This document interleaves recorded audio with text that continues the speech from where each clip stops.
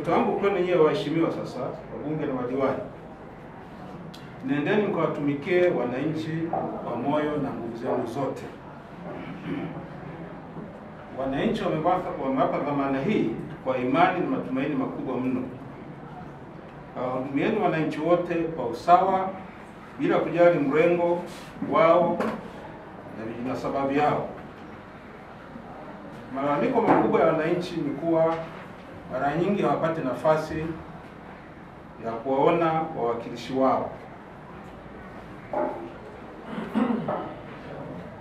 ili waweze kufikisha changamoto zinazowakabili katika maeneo yenu. Nendeni mkaondoe vizingiti ili muweze kufikika. Lakini pia msiwafungie vioo vya magari wapiga kura wenu na waogopesha. Wakati mwingine wanaona kama labda tumefanya makosa katika kuwapa nafasi hizo. Kwa hiyo kaondoeni hivyo vizingiti ili muweze kufikika na wananchi waweze kunufaika na uongozi wenu. Kwa hiyo viti wa halmashauri na meya wa manispaa, mnayo kazi kubwa sana mbele yenu katika eneo la kuzijengea uwezo wa kiutendaji na kiuwajibikaji halmashauri zenu kutokana na ufanisi mdogo uliopo katika maeneo mengi kwa sasa hivi.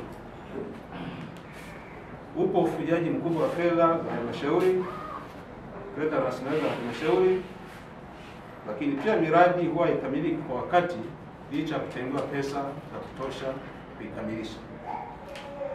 Lakini pia miradi baada ya miradi huwa inatekelezwa chini ya kiwango. Lakini katika eneo lingine pia ubora wa miradi na kiwango cha utekelezaji katika baadhi ya miradi huwa haviakisi kiasi cha pesa iliyotumika. Maanake ni kwamba value for money katika baadhi ya miradi huwa haipo. Hii imethibitishwa na baadhi ya miradi ambayo tulitembelea, tuliona kuna mapungufu. Mradi umetumia pesa kadhaa, lakini ukiangalia mradi wenyewe unaona kabisa kwa pesa iliyotumika pale ungeweza pengine kuwa na mradi wa kiwango kikubwa zaidi.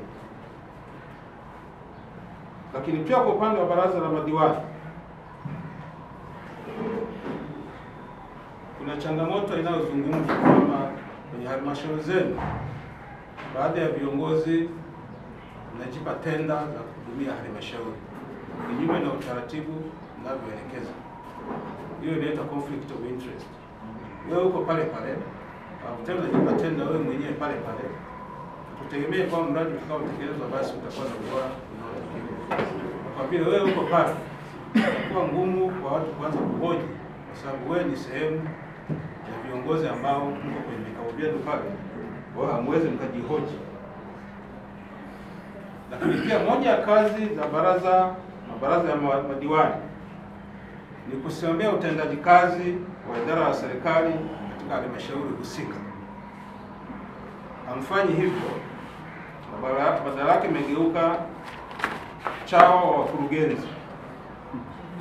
Mnapitisha kila kitu kinachotoka kwa wakurugenzi hata kama hakina maslahi kwa halmashauri. Nafahamu kwamba kwenye halmashauri kabla kitu hakijapitishwa inapitia kwenye pate caucus. Kwenye pate caucus ndio pa kusemana, pa kupeana ukweli wa kila kitu. Lakini hamfanyi hivyo kwa sababu mnakuwa mmezungumza vizuri na wakurugenzi, na kwa hiyo mnapitisha tu mambo kwa maslahi binafsi.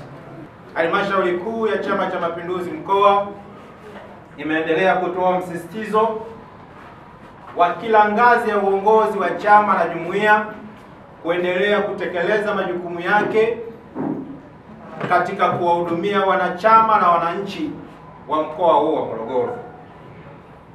Katika kikao chake pia halmashauri kuu imeelekeza kwa waheshimiwa wabunge waliopata ridhaa ya kupeperusha bendera ya Chama cha Mapinduzi na kuwawakilisha wananchi pamoja na waheshimiwa madiwani kwenda kushughulika na kero za wananchi, kutafuta majawabu ya changamoto zinazowakabili wananchi.